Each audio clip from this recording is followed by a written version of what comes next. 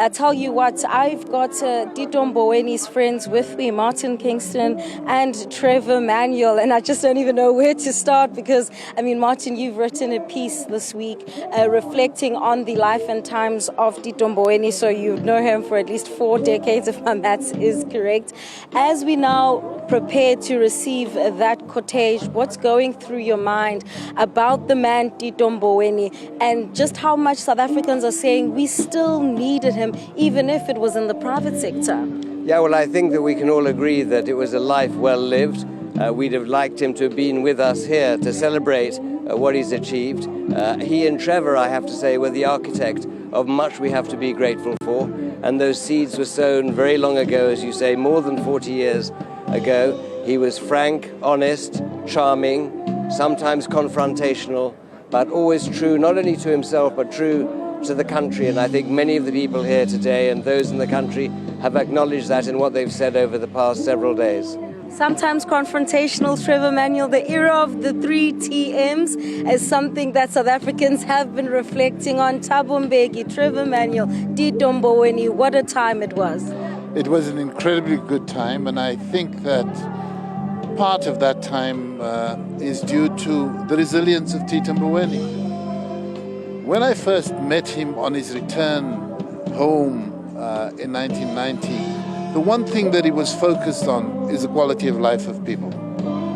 And, you know, in those days, everybody was focused on what was happening in geopolitics. The Berlin Wall had fallen, the ANC had an alignment with the Soviet Union, but Tito was his own person. He played the drum that set the beat for the way in which he thought, and the issues that were important to him right from the get-go were, he used to talk about antitrust policies, and I remember having to look it up and try and understand and get to the bottom of what he was saying, and the gist of it was that 6 companies on the JSE controlled virtually 70% of the value of the JSE, and they could determine prices and they could impoverish people at will.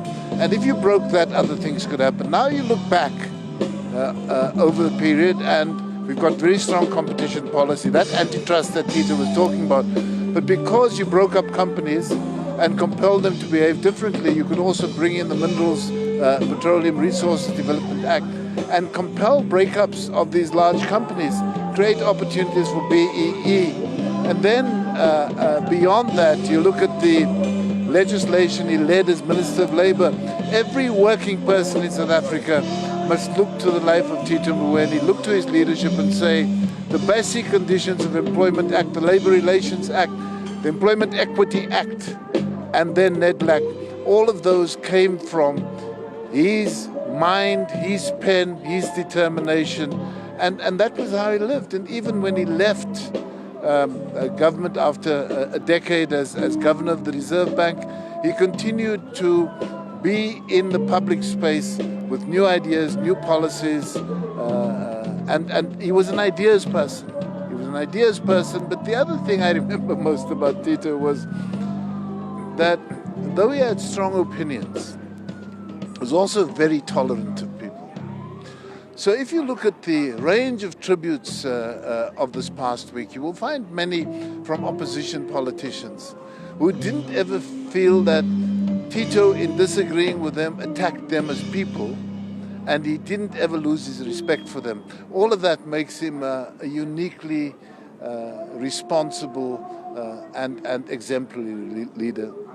Earlier this week, I did also speak to former President Mbeki about how he would manage, clashes in the cabinet. And one thing that he mentioned sharply was the fact that even when people had different views, you as ministers were very disciplined, and you knew how to take leadership whence it came from. And I just wanted to get a sense from you, Mr. Manuel, about how Tito Mboweni dealt with, when he was unpopular, because he knew how to deal with that. And speaking specifically to a time where there's a rise in populism, where there's militancy but no influence, and he was the direct opposite, I'd say. Well, let me start with slightly different story when I was exceedingly unpopular after the adoption of GEAR When we got to Mahikeng in December of 1997, it was Tito and Bazima Shilowo with him who crafted the resolution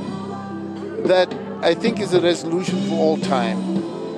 It starts off by saying economics is about people, their access and so on and so on. And then it goes into the detail. It says the basic policy of the African National Congress is the Reconstruction Development Program, and GEAR is the macroeconomic means to achieve it. So it brought the issues together, it bound it together, it explained how this works in economic policy terms.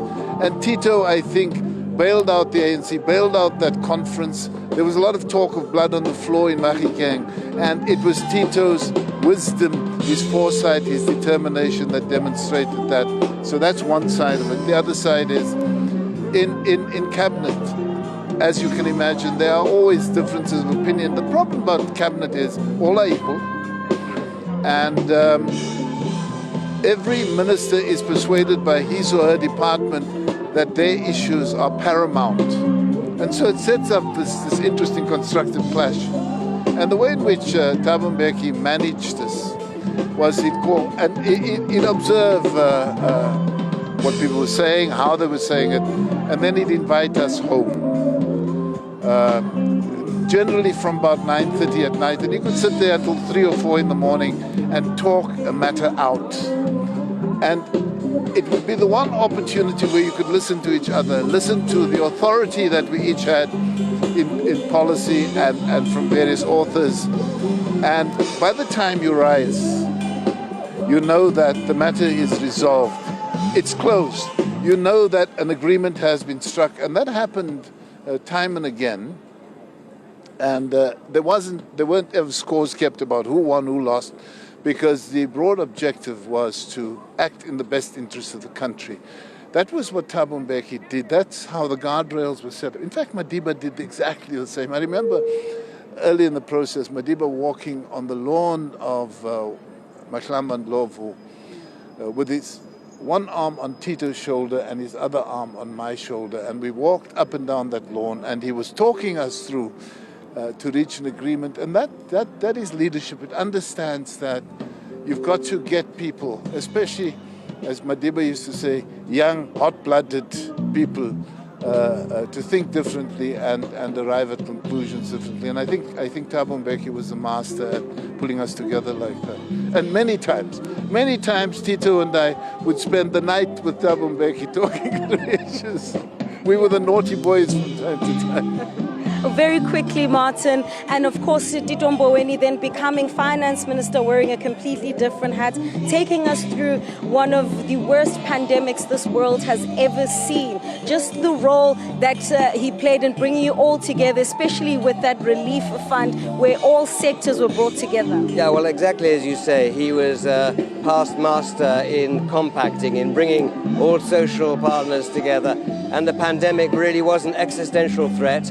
And he stepped up the plate. He delivered government in a very clear way, as you say, in the context of the social relief grant during the pandemic, but also the role he played on the Solidarity Fund, really unparalleled in terms of the contribution that it made to alleviate some of the hardship for those who were the most impacted. And he took no prisoners in making sure that we were going to deliver what was necessary for the country, for its welfare, and for the citizens at large. Thank you so much to both of you, Trevor, Manuel, Martin, Kingston, the friends, colleagues, comrades of Tito Mboweni, reflecting on the times that they would have traversed, government, the public sector, the business sector as well, private and public, and Tito Mboweni walking easily in between these sectors without any fear or favor. Let's take you now to my colleague Aldrin Sambier.